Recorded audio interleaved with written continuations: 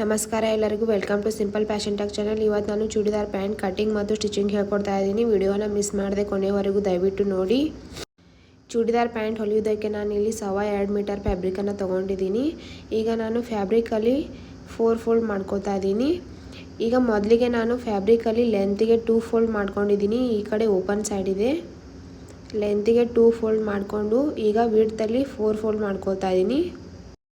ನೀವೇನಾದರೂ ಚಾನಲನ್ನು ಮೊದಲ ಬಾರಿ ವಿಸಿಟ್ ಮಾಡಿದರೆ ಪ್ಲೀಸ್ ಸಬ್ಸ್ಕ್ರೈಬ್ ಮಾಡ್ಕೊಂಡು ನೋಡಿ ಚಾನಲನ್ನು ನೋಡಿ. ಈಗ ನಾನು ಫ್ಯಾಬ್ರಿಕಲ್ಲಿ 4 ಫೋಲ್ಡ್ ಮಾಡ್ಕೊಂಡಿದ್ದೀನಿ. ಈ ಕಡೆ ಓಪನ್ ಸೈಡ್ ಇದೆ, ಈ ಕಡೆ ಫೋಲ್ಡ್ ಸೈಡ್ ಇದೆ. ಈಗ ನಾವು ಫೋಲ್ಡ್ ಸೈಡ್ದಿಂದ ಮಾರ್ಕಿಂಗ್ ಮಾಡಬೇಕು. ಮೊದಲಿಗೆ ಪ್ಯಾಂಟ್ ಲೆಂತನ್ನು ಮಾರ್ಕ್ ಮಾಡ್ತಾ ಇದ್ದೀನಿ. ಪ್ಯಾಂಟ್ ರೆಡಿ ಲೆಂತ್ ಇದೆ 39 ಇಂಚ್. ಅದರಲ್ಲಿ -7 ಇಂಚ್ ಮಾಡಬೇಕು. 7 ಇಂಚ್ ಮೇಲ್ಗಡೆ ಬೆಲ್ಟ್ ಬರುತ್ತೆ. ಅದಕ್ಕೆ 39ಅಲ್ಲಿ -7 ಇಂಚ್ ಮಾಡಿದಾಗ 32 ಇಂಚ್ ಬಂತು. ಅದರಲ್ಲಿ +2 ಇಂಚನ್ನು ಮಾರ್ಜಿನ್ ಆಗಿ ಆ್ಯಡ್ ಮಾಡಿ ಇಲ್ಲಿ ನಾನು 34 ಇಂಚಿಗೆ ಮಾರ್ಕ್ ಮಾಡ್ತಾ ಇದ್ದೀನಿ.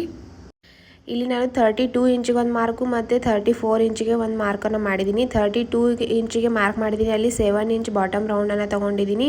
ಮತ್ತು 34 ಇಂಚಿನ ಮಾರ್ಕ್ ಮಾಡಿದ್ದೀನಿ, ಅಲ್ಲಿ ನಾನು 8 ಇಂಚ್ ಬಾಟಮ್ ರೌಂಡನ್ನು ತೊಗೊಂಡಿದ್ದೀನಿ. ಯಾಕಂದರೆ ಇದು ಫೋಲ್ಡ್ ಮಾಡಿದಾಗ ನೀಟಾಗಿ ಕರೆಕ್ಟಾಗಿ ಕುಂಡುತ್ತೆ, ಬಟ್ಟೆ ಕಡಿಮೆ ಬೀಳೋದಿಲ್ಲ. ಇಲ್ಲಿ ತೋರಿಸ್ತಾ ಇದ್ದೀನಿ, ಇದು ಪ್ಯಾಂಟ್ನ ವಿಡ್ತು. ಇದು ನಿಮ್ಮ ಫ್ಯಾಬ್ರಿಕಲ್ಲಿ ಎಷ್ಟು ಬರುತ್ತೆ ಅದನ್ನು ಪೂರ್ತಿಯಾಗಿ ತೊಗೋಬೇಕು. ಇಲ್ಲಿ ಕ್ರಾಚ್ ಲೆಂತನ್ನು ಮಾರ್ಕ್ ಮಾಡಬೇಕು. ನಾನು ಕ್ರಾಚ್ ಲೆಂತನ್ನು 7 ಇಂಚಿಗೆ ಮಾರ್ಕ್ ಮಾಡ್ತಾ ಇದ್ದೀನಿ. ಫಾರ್ಮುಲಾ ಬಂದು ನಿಮ್ಮ ಹಿಪ್ ಸೈಜ್ ಎಷ್ಟಿರುತ್ತೆ ಅದನ್ನು 6ಇಂದ ಡಿವೈಡ್ ಮಾಡಿ +1 ಇಂಚ್ ಮಾರ್ಜಿನನ್ನು ಆ್ಯಡ್ ಮಾಡಿ ಇಲ್ಲಿ ಮಾರ್ಕ್ ಮಾಡಬೇಕು. ನಾನು 7 ಇಂಚಿಗೆ ಮಾರ್ಕ್ ಮಾಡಿದ್ದೀನಿ ಮತ್ತು ಅಲ್ಲಿಂದ 2.5 ಇಂಚಿಗೆ ಒಳಗಡೆ ಮಾರ್ಕ್ ಮಾಡಿ ನಾನು ಕ್ರಾಚ್ ಶೇಪನ್ನು ಹಾಕೋತಾ ಇದ್ದೀನಿ. ನಾನು ಕ್ರಾಚ್ ಲೆಂತನ್ನು ಹೇಗೆ ತಗೊಂಡೆ ಅಂದರೆ, ಇದು ನನ್ನ ಹಿಪ್ ಸೈಜ್ ಇದೆ 36 ಇಂಚ್. ಅದನ್ನು 6ಇಂದ ಡಿವೈಡ್ ಮಾಡಿದಾಗ 6 ಇಂಚ್ ಬಂತು. ಅದರಲ್ಲಿ +1 ಇಂಚ್ ಮಾರ್ಜಿನನ್ನು ಆ್ಯಡ್ ಮಾಡಿ ನಾನು 7 ಇಂಚ್ಗೆ ಮಾರ್ಕ್ ಮಾಡಿದ್ದೀನಿ. ನಾನು ಸ್ಕ್ರೀನ್ ಮೇಲೆ ಫಾರ್ಮುಲಾನ ಕೊಟ್ಟಿದ್ದೀನಿ. ಆ ಫಾರ್ಮುಲಾ ಯೂಸ್ ಮಾಡಿ ನೀವು ನಿಮ್ಮ ಕ್ರಾಚ್ ಲೆಂತನ್ನು ತಗೋಬಹುದು. ಈಗ 2 ಪಾಯಿಂಟನ್ನು ಲೈನ್ ಎಳ್ಕೊಂಡು ಕೂಡಿಸ್ಕೊಂಡಿದ್ದೀನಿ. ಈಗ ಈ ಮಾರ್ಕಿನ ಮೇಲೆ ಕಟಿಂಗ್ ಮಾಡ್ಕೋತೀನಿ. ಈಗ ಮಾರ್ಕಿನ ಮೇಲೆ ಕಟಿಂಗ್ ಮಾಡ್ಕೋತಾ ಇದ್ದೀನಿ. ಇಲ್ಲಿ ಮೇನ್ ಇಂಪಾರ್ಟೆಂಟ್ ಟಿಪ್ಸ್ ಅಂದರೆ, ನಿಮಗೆ ಯಾವುದೇ ಚೂಡಿದಾರ್ ಪ್ಯಾಂಟನ್ನು ಹೊಲಿಬೇಕಾದ್ರೆ 2 ಮೀಟರ್ ಫ್ಯಾಬ್ರಿಕ್ ಅಂತೂ ಮಿನಿಮಮ್ ಬೇಕೇ ಬೇಕು. ಇದು ಕಟ್ ಆಗಿರೋ ಉಳಿದಿರೋ ಬಟನಲ್ಲಿ ಮೇಲ್ಗಡೆ 7 ಇಂಚ್ ಬೆಲ್ಟನ್ನು ಕಟಿಂಗ್ ಮಾಡ್ಕೊಳ್ಳೋಣ.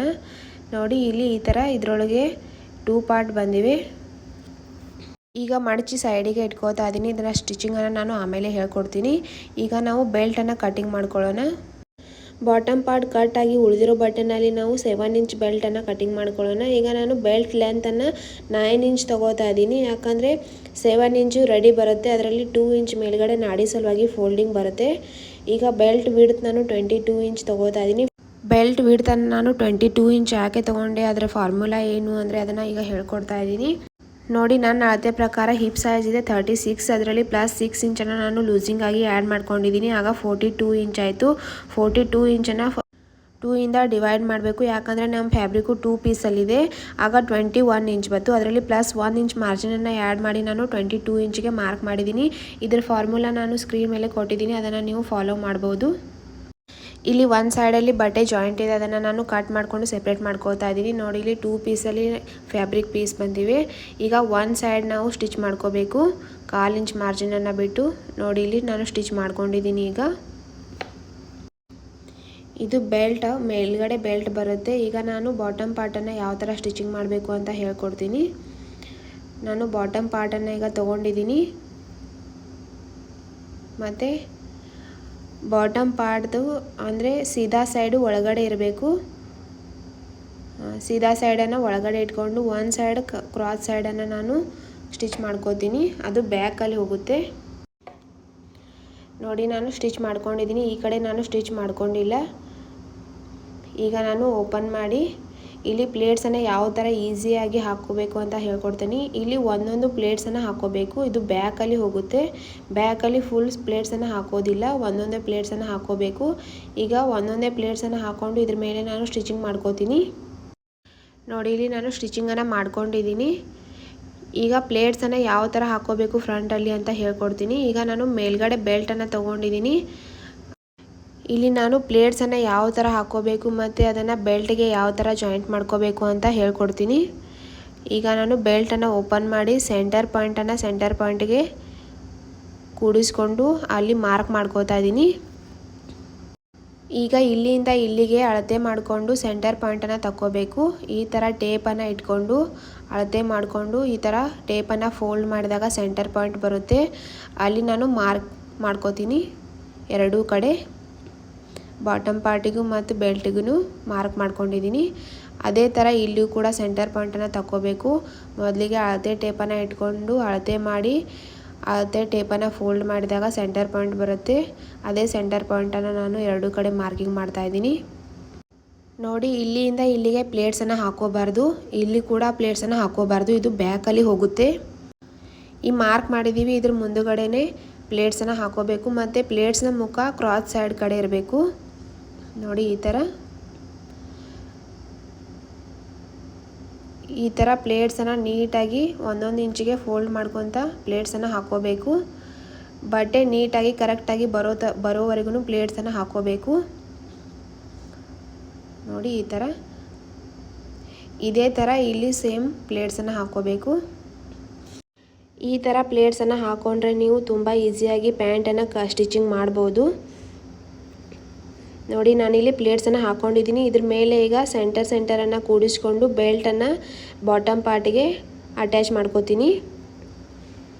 ಈ ಥರ ನೀಟಾಗಿ ಇಟ್ಕೊಂಡು ಅರ್ಧ ಇಂಚ್ ಮಾರ್ಜಿನನ್ನು ಬಿಟ್ಟು ಅಟ್ಯಾಚ್ ಮಾಡ್ಕೋಬೇಕು. ಇಲ್ಲಿ ಅಟ್ಯಾಚ್ ಮಾಡ್ಕೊಂಡಿದ್ದೀನಿ. ಈಗ ಪ್ಯಾಂಟನ್ನು ಫೋಲ್ಡ್ ಮಾಡಿಕೊಂಡು ಇನ್ನೊಂದು ಕ್ರಾಸ್ ಸೈಡನ್ನು ಸ್ಟಿಚ್ ಮಾಡ್ಕೋಬೇಕು. ಅದಕ್ಕಿಂತ ಮೊದಲು ಇಲ್ಲಿ 1 ಇಂಚಿಗೆ ನಾನು ಮಾರ್ಕ್ ಮಾಡ್ತಾಯಿದ್ದೀನಿ. ಇದು ಮೇಲ್ಗಡೆ 1 ಇಂಚಿಗೆ ಮಾರ್ಕ್ ಮಾಡಿದ್ದೀನಿ ಮತ್ತು ಅಲ್ಲಿಂದ ಮತ್ತೆ 1 ಇಂಚಿಗೆ ಮಾರ್ಕ್ ಮಾಡ್ತಾಯಿದ್ದೀನಿ. ಇಲ್ಲಿ 1 ಇಂಚ್ ಏನು ಮಾರ್ಕ್ ಮಾಡಿದ್ದೀನಿ ಅಲ್ಲಿವರೆಗೂ ಸ್ಟಿಚ್ ಹಾಕೋಬೇಕು. ಇಲ್ಲಿ ಹಾಕೋಬಾರ್ದು ಸ್ಟಿಚ್ಚನ್ನು. ಇದ್ರ ಮುಂದೆ ಮತ್ತೆ ಸ್ಟಿಚ್ ಹಾಕೊತ ಇಲ್ಲಿವರೆಗೂ ಕ್ರಾಸ್ ಸೈಡನ್ನು ಜಾಯಿಂಟ್ ಮಾಡ್ಕೋಬೇಕು. ನೋಡಿ, ಇಲ್ಲಿ ಸ್ಟಿಚ್ ಹಾಕ್ಕೊಂಡಿದ್ದೀನಿ. ಇಲ್ಲಿ ನಡುವೆ 1 ಇಂಚನ್ನು ನಾನು ಬಿಟ್ಟಿದ್ದೀನಿ. ಇಲ್ಲಿ ಸ್ಪೇಸ್ ಆಗಿದೆ, ಯಾಕಂದರೆ ಇಲ್ಲಿ ನಾಡಿ ಹಾಕೊಳ್ಳೋ ಸಲುವಾಗಿ. ಮೊದಲಿಗೆ ಅರ್ಧ ಇಂಚ್ ಫೋಲ್ಡ್ ಮಾಡಿ ಆಮೇಲೆ 1 ಇಂಚಿಗೆ ಫೋಲ್ಡ್ ಮಾಡ್ಕೋಬೇಕು. ಇಲ್ಲಿ ಮಷಿನ್ ಮೇಲೆ ತೋರಿಸ್ಕೊಡ್ತಾ ಇದ್ದೀನಿ. ನೋಡಿ, ಇಲ್ಲಿ ಮೊದಲಿಗೆ 1/2 ಇಂಚಿಗೆ ಫೋಲ್ಡ್ ಮಾಡಿದ್ದೀನಿ ಮತ್ತು 1 ಇಂಚಿಗೆ ಫೋಲ್ಡ್ ಮಾಡಿದ್ದೀನಿ. ಈ ಥರ ಫೋಲ್ಡ್ ಮಾಡಿಕೊಂಡು ಫುಲ್ ರೌಂಡಲ್ಲಿ ಸ್ಟಿಚ್ ಹಾಕೋಬೇಕು. ಟಾಪ್ ಸ್ಟಿಚನ್ನು ಹಾಕೋಬೇಕು. ಇದರಿಂದ ನಾಡಿ ಸಲುವಾಗಿ ತನ್ನಿಂದ ತಾನೇ ಸ್ಪೇಸ್ ಬಂದುಬಿಡುತ್ತೆ. ಪ್ಲೀಸ್ ವಿಡಿಯೋ ಇಷ್ಟ ಆದರೆ ಸಬ್ಸ್ಕ್ರೈಬ್ ಮಾಡ್ಕೊಳ್ಳಿ ಚಾನಲನ್ನು. ನನ್ನ ಚಾನಲಲ್ಲಿ ನೀವು ಪ್ಯಾಂಟ್ ಕಟ್ಟಿಂಗ್ ಮತ್ತು ಇದೇ ಥರ ಡಿಸೈನರ್ ಕುರ್ತಿ ಕಟ್ಟಿಂಗ್ ಮತ್ತು ಸ್ಟಿಚಿಂಗ್ ವಿಡಿಯೋನ ನೀವು ನೋಡ್ಬೋದು. ಅದಕ್ಕಾಗಿ ಪ್ಲೀಸ್ ಸಬ್ಸ್ಕ್ರೈಬ್ ಮಾಡ್ಕೊಳ್ಳಿ ಚಾನಲನ್ನು. ನೋಡಿ, ನಮ್ಮ ಬೆಲ್ಟು 7 ಇಂಚ್ ಇತ್ತು, ಅದರಲ್ಲಿ 2 ಇಂಚ್ ನಾವು ಎಕ್ಸ್ಟ್ರಾ ತೊಗೊಂಡಿದ್ದೀವಿ. ಅದು 2 ಇಂಚ್ ಎಲ್ಲಿ ಹೋಯಿತು ಅಂತ ಹೇಳ್ತೀನಿ. ಇಲ್ಲಿ 1.5 ಇಂಚು ಈ ಫೋಲ್ಡಿಂಗಲ್ಲಿ ಹೋಯಿತು ಮತ್ತು 1/2 ಇಂಚು ಬಾಟಮ್ ಪಾರ್ಟನ್ನು ಅಟ್ಯಾಚ್ ಮಾಡುವಾಗ ಹೋಯಿತು. ನೋಡಿ, ಇಲ್ಲಿ ನಾಡಿ ಸಲುವಾಗಿ ಎಷ್ಟು ಚೆನ್ನಾಗಿ ಸ್ಪೇಸ್ ಬಂದಿದೆ. ಈಗ ನಾನು ಫುಲ್ ರೌಂಡಲ್ಲಿ ಸ್ಟಿಚ್ಚನ್ನು ಹಾಕ್ಕೊಂಡಿದ್ದೀನಿ. ಈಗ ಬಾಟಮನ್ನು ರೆಡಿ ಮಾಡ್ಕೋತೀನಿ. ಬಾಟಮನ್ನು ರೆಡಿ ಮಾಡ್ಕೊಳ್ಳೋ ಸಲುವಾಗಿ ನಾನು 8 ಇಂಚಿದು ಒಂದು ಸ್ಟ್ರಿಪ್ಪನ್ನು ತೊಗೊಂಡಿದ್ದೀನಿ. ಅದನ್ನು ಈ ಥರ ನೀಟಾಗಿ ಇಟ್ಕೊಂಡು ಅದ್ರ ಮೇಲೆ 1/2 ಇಂಚ್ ಬಟ್ಟೆನ ಫೋಲ್ಡ್ ಮಾಡಿ ಮತ್ತೆ ಈ ಥರ ಫೋಲ್ಡ್ ಮಾಡಿಕೊಂಡು ಇದ್ರ ಮೇಲೆ ನಾನು 4 ಸ್ಟಿಚ್ಚನ್ನು ಹಾಕೋತೀನಿ. ಇದೇ ಥರ ಇನ್ನೊಂದು ಬಾಟಮ್ನು ಕೂಡ ರೆಡಿ ಮಾಡ್ಕೋಬೇಕು.